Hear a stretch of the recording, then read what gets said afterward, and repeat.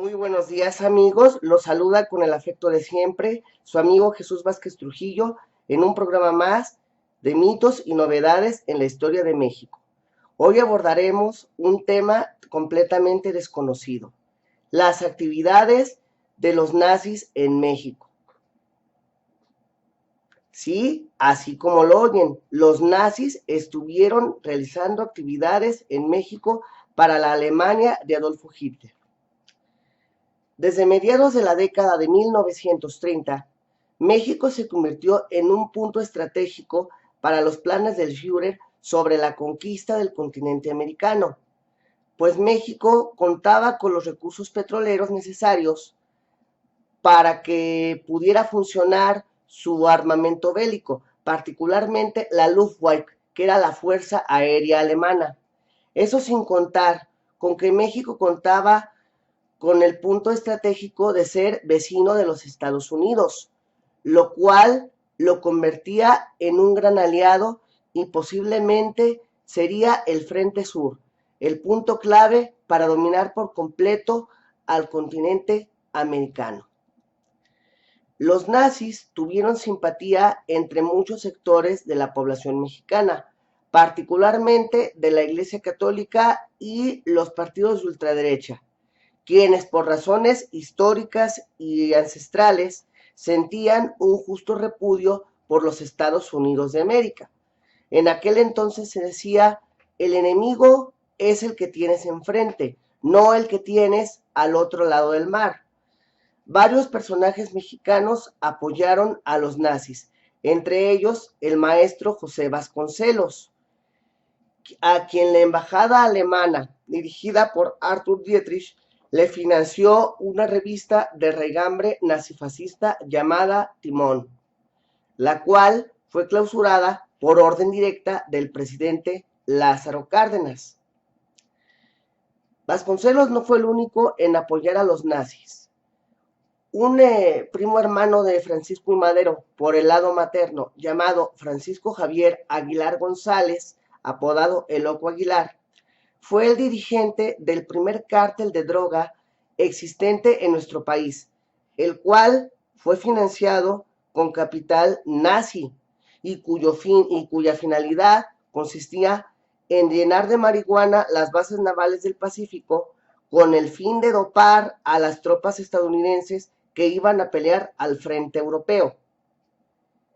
El gobernador de San Luis Potosí, Gonzalo N. Santos, para el sexenio 1943-1949, solapó y protegió diversas actividades de los cárteles de droga nazifascistas en el territorio potosino, con los cuales obviamente el alazán tostado se llevaba una buena comisión de sus actividades delincuenciales. El director de la XCW, la estación de radio más famosa desde mediados de la década de 1930, Emilio Azcárraga Vidaurreta, abuelo del actual presidente del Consejo de Administración de la Televisora de San Ángel, prestaba su señal radial a los nazis para que desde este país latinoamericano enviaran mensajes cifrados a Alemania. Esto continúa haciéndolo hasta que los Estados Unidos lo presionan a dejar de prestarle su señal a Alemania, so pena de dejar de venderle todos los suministros necesarios para su estación radial. Dentro de este afán o amor al nazifascismo es donde Vasconcelos concibe su famoso libro La raza cósmica, llamando raza de bronce a los aztecas o mexicas, pues al igual que Hitler creía que la raza aria originaria de un lugar debía prevalecer. Para Vasconcelos los aztecas eran los verdaderos dueños del continente americano, es decir, los pueblos originarios.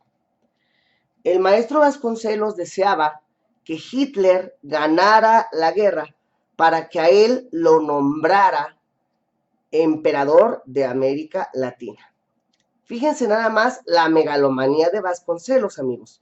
Vasconcelos, después de haber sido un gran demócrata, se vuelve partidario de un régimen totalitario como el de Hitler, una vez que pierde la campaña electoral en 1929 y queda profundamente decepcionado del pueblo mexicano, a quien considera incapaz de luchar por sus ideales y defender el afán democrático.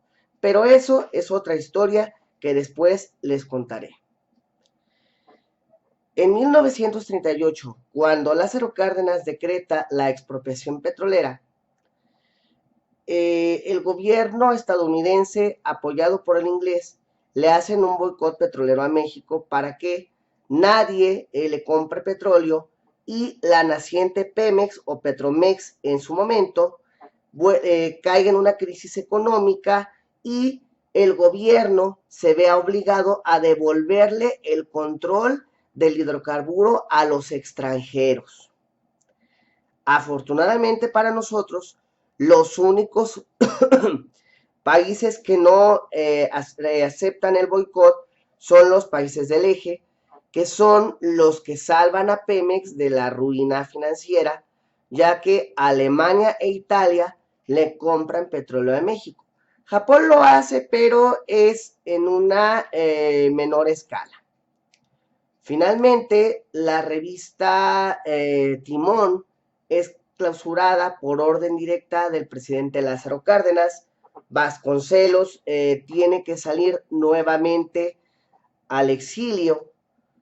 Cuando Manuel Ávila Camacho asume el poder, es con la condición de que México tiene que convertirse en un aliado estratégico de los Estados Unidos contra la Alemania nazifascista. Porque hay que recordar que la campaña del candidato opositor, el hombre de ultraderecha, el general Juan Andreu Almazán, tuvo el financiamiento de su campaña electoral con capital nazifascista. Y por esto los Estados Unidos apoyan a Manuel Ávila Camacho. ¿Por qué? Porque con él van a considerar que tienen a un buen aliado contra el nazifascismo. El 22 de mayo de 1942, el general Ávila Camacho declara la guerra a los países del eje en nombre del pueblo mexicano, debido al hundimiento de diversos buquetanques petroleros en las costas de Florida por parte de submarinos alemanes. Los más conocidos, el Faja de Oro, el Potrero del Llano, el Oaxaca, etc. Pero cabe destacar que estos buques no eran mexicanos como tales, sino eran barcos de los países del eje anclados en puertos nacionales que mediante las normas del derecho marítimo internacional, el gobierno mexicano tiene el derecho de incautar si son países que están perjudicando la paz mundial. A raíz de esto, se presiona para que el gobierno de México esté del lado de Estados Unidos, cumpliendo otra de las promesas que se hicieron si ayudaban a Manuel Ávila Camacho a llegar a la presidencia. Obviamente se presiona para que se deje de vender crudo a Alemania. Hitler inmediatamente, para que no se suspenda esta venta, envía a la hermosa espía de 27 años, Hilda Kruger, a México a que seduzca a altos funcionarios del gobierno mexicano con el fin de no suspender la venta de crudo al Tercer Reich. Así, la hermosa espía prontamente se infiltra en las esferas del alto poder político en México, y a los primeros funcionarios que seduce son al licenciado Miguel Alemán Valdés, a la sazón secretario de Gobernación y futuro presidente de México para el sexenio 1946-1952, y al secretario de Hacienda Mario Ramón Beteta. quienes la galantean, la invitan a cenar, tienen intimidad con ella y ellos son los que logran que no se suspenda la venta de crudo a Alemania. Por esta razón, cuando el presidente Manuel Ávila Camacho declara la guerra a los países del eje a las 10 de la noche del viernes 22 de mayo de 1942, todo el gabinete está de acuerdo con esta declaración de guerra, a excepción de los secretarios de Gobernación, Hacienda y Marina, que tenían una relación sentimental con esta espía.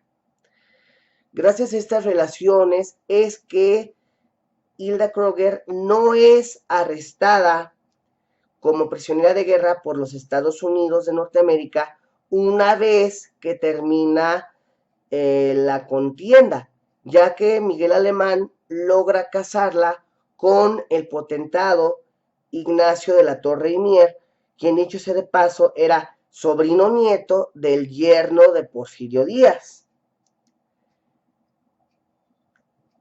Al final el 23 de abril de 1942, en la ciudad de Monterrey, sostienen una entrevista los presidentes Manuel Ávila Camacho y Franklin Delano Roosevelt, en la cual se establecen los términos de la función que México deberá desempeñar en la Primera Guerra Mundial.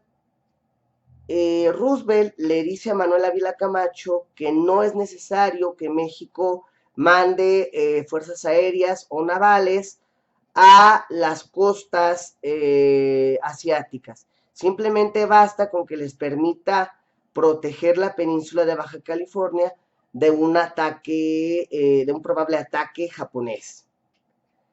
Para esto, y en su política de unidad nacional, Manuel Ávila Camacho manda llamar a los expresidentes todavía vivos y a los generales. Abelardo L. Rodríguez lo nombra comandante de la región del Pacífico, de la región del Golfo, que es el puerto de Veracruz, y al general Lázaro Cárdenas lo nombra comandante de la región del Pacífico, que es donde está la península de Baja California. Es en este cargo cuando los Estados Unidos hacen el ofrecimiento de mandar fuerzas navales a vigilar la península de Baja California, a lo que el general Cárdenas se opone terminantemente, diciendo que si México va a necesitar ayuda, que la va a solicitar, pero que no se admitirá a ningún barco extranjero en nuestras costas.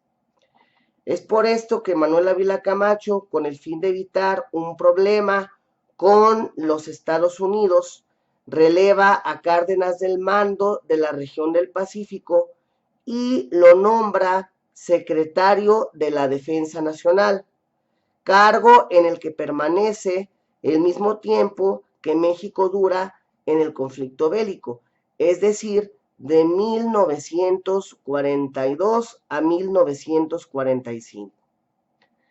Cabe destacar, antes de despedirnos, que durante la entrevista entre Manuel Ávila Camacho y Franklin Delano Roosevelt, celebrada en Monterrey, estaba infiltrado George Nikolaus, un agente de Adolfo Hitler que le dio santo y seña de todo lo hablado en esa entrevista.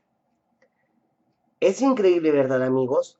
Como siempre seguimos pensando que México es un país que está aislado de todo y de todos, pero que siempre ha sido un blanco o un objeto de deseo por parte de los países que están en alguna guerra. Yo por mi parte es todo, me despido no sin antes recordarles que me pueden contactar en mi página de Facebook, Mitos y Novedades en Historia de México, y por mi correo electrónico jjvl1957@hotmail.com. Además de que no olviden, si les gustó el video, darle manita arriba para que puedan seguir llegando más likes. Suscríbanse por favor a mi canal de YouTube. Muchas gracias y hasta la próxima semana.